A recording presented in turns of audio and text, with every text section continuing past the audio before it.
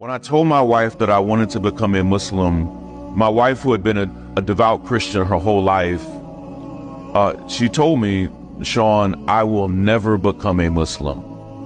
And it hurt me a bit because I didn't want to do anything to jeopardize my marriage. A few weeks later, when I traveled to Edmonton, I shared with some men, including a local imam there in Edmonton, that I didn't know how to approach this with my wife.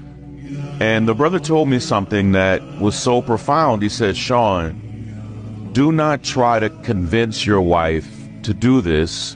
He said, "It's more likely that you will mess it up than anything else." He said, "But I do want you to trust that Allah will guide her heart."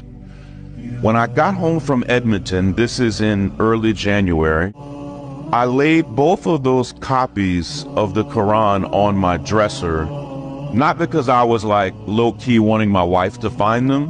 I just didn't want them to get bent up in my suitcase. I was so exhausted from traveling that I went to bed like at 8 p.m.